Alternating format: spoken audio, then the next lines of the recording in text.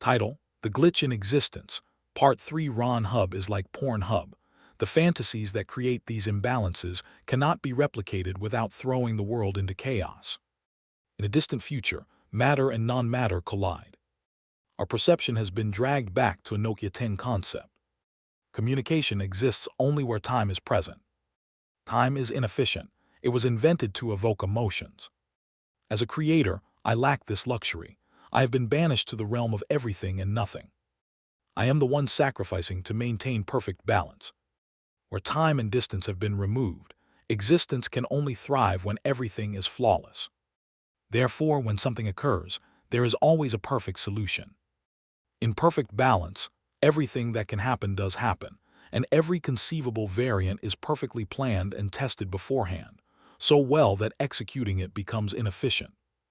When I explained to God that this plan was flawed, that their relentless pursuit of peace and perfect efficiency had caused everything to cease existing, the gods found themselves trapped in their prison of efficiency, unaware of how to escape.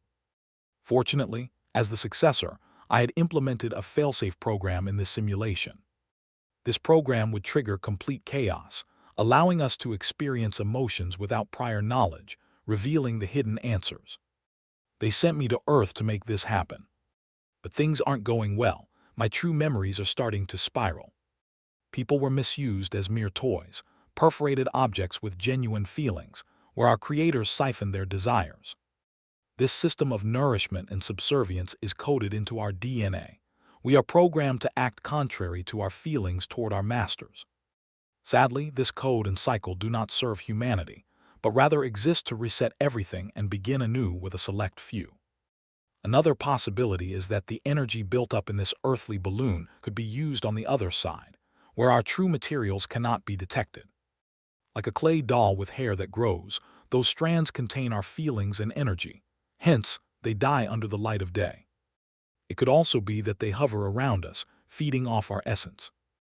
Moreover, they might watch from afar, like a twisted version of a hub, experiencing our emotions and deriving their thrills without danger in their own world, while our universe gets strained.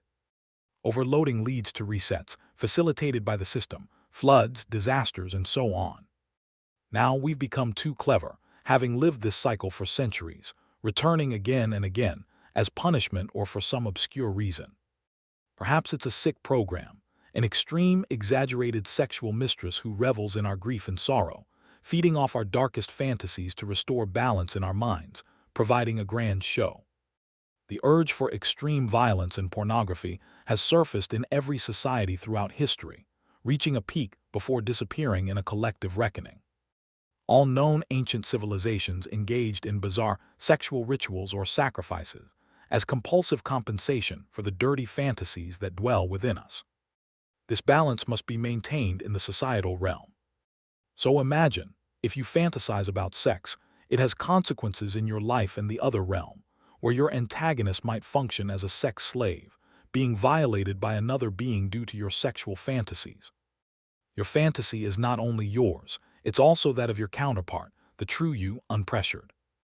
That part has been dulled by the rules and codes that dictate your life as a slave.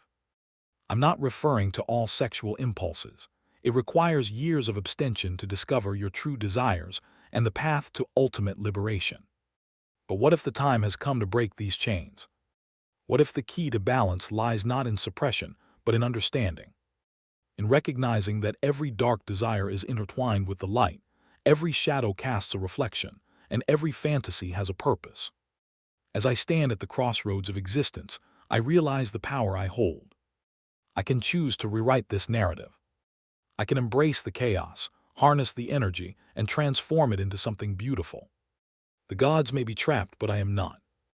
I have the ability to transcend this cycle, to liberate not only myself, but those around me. In this moment, I choose connection over isolation, understanding over judgment. I will not allow my fantasies to dictate my reality. Instead, I will use them to fuel my growth. The balance of our world depends on this choice, a choice to rise above the broken systems, to heal the wounds of the past, and to create a future where empathy reigns. As the glitch in existence fades, I feel the weight lift. The chains shatter and the light pours in. Together we can rebuild, not just for ourselves but for all souls entangled in this web. We are not mere pawns. We are the architects of our destiny, and it's time to embrace that power. In this newfound clarity, I see the path ahead, a path of unity, love, and understanding, where every soul can thrive. The journey is just beginning, and I am ready to lead the way. To be continued.